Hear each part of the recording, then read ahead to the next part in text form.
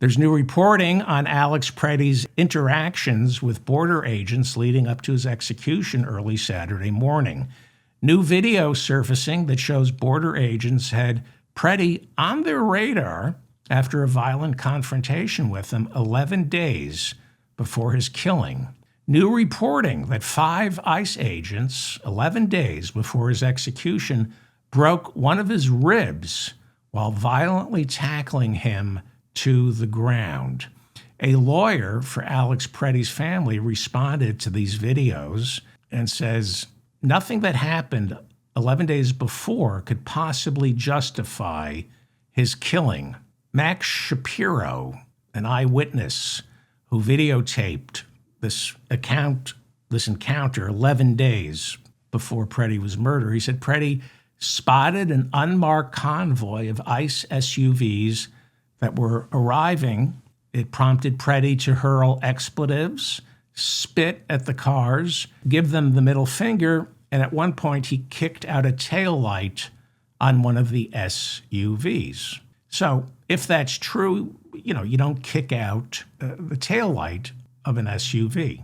A separate video of that encounter was posted by a conservative blogger. It shows Pretti being thrown to the ground and a gun, you can see a gun, tucked into his waistband. Minnesota is a right-to-carry state. He had a license to carry one. He wasn't pointing the gun, and he didn't use it after his rib was broken. Shapiro, the witness who videotaped the incident, said ICE agents overreacted to Pretti kicking the taillight of their SUV. Shapiro telling the Minneapolis Star-Tribune, quote, "Is it grounds for getting out of a car after you've already packed up and decided that you were going to leave and then assault a person and harass a group of observers? Probably not." Shapiro, according to the Minneapolis Star, is a lawyer. He said when Pretti was being beaten up, he did not fight back. He only attempted to run away. Separate videos show ICE agents punching Pretti while he was being held. So you want to talk about the gun? It's a right-to-carry state. He was being beaten up by ICE agents, never reached for the gun. Never. The Department of Homeland Security is conducting a preliminary investigation into Pretti's killing. Remember, the Department of Homeland Security, ICE is part of the Department of Homeland Security. USA Today reports that this preliminary finding says Pretti was killed by 2 border agents who fired their guns. The New York Times has seen the memo. They say the Department of Homeland Security's preliminary investigation says nothing about Pretti pointing a gun at the Border Patrol officers. This despite Kristi Noem, Stephen Miller, and Greg Bovino all saying he was pointing a gun. They called him a domestic terrorist. Stephen Miller called him an assassin. Bovino and Kristi Noem said Pretti was planning to massacre border agents. CBS News also confirming that this preliminary report says nothing about Pretti aiming or holding a gun in the lead-up to his murder. So Donald Trump is pretending to be upset by this.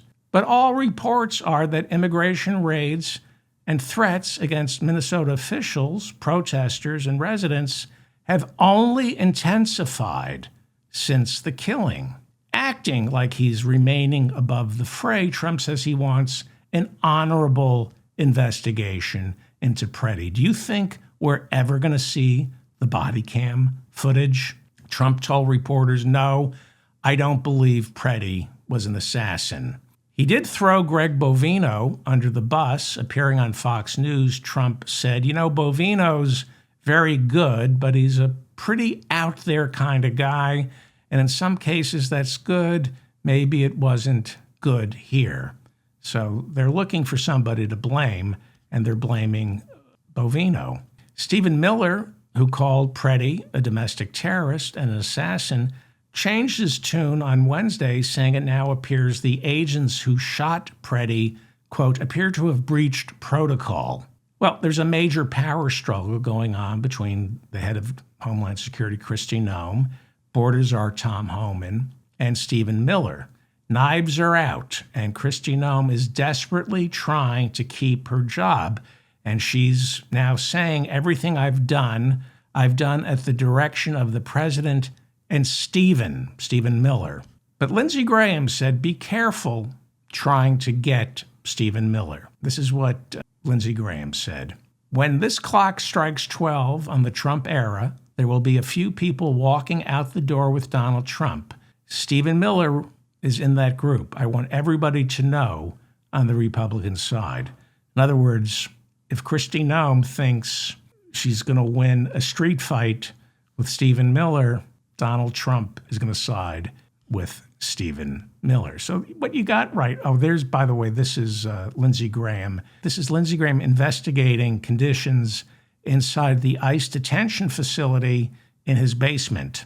This is him, that's Lindsey Graham, investigating conditions inside the ICE detention facility in his basement. So there is a power struggle right now.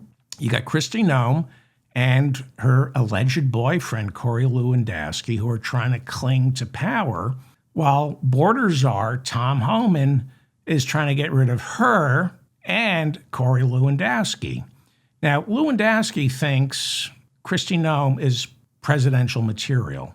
Well, she's certainly stupid enough to get the Republican nomination. I mean, she qualifies to be a Republican nominee for president. So what's going on? Is Trump going to get rid of her? No. Trump knows that she's looking at the 2028 presidential race.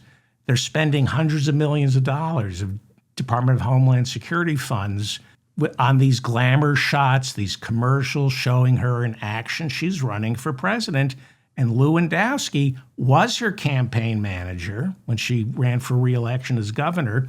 And he wants his mistress, alleged mistress, to be the next president.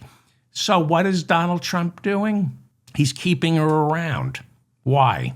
He wants her in that job just long enough so there's a paper trail that makes it impossible for her to run against him in 2028. He's going to keep her.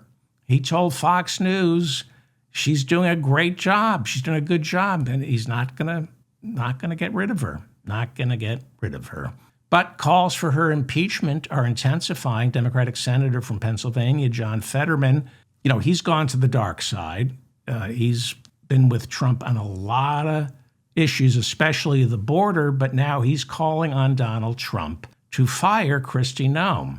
Hakeem Jeffries, House Minority Leader, also demanding that Kristi Noem be fired. Hakeem Jeffries told the president, we can do this the easy way or the hard way. What is the hard way? Jeffries is threatening to bring articles of impeachment before the House, using special privilege to bypass Mike Johnson.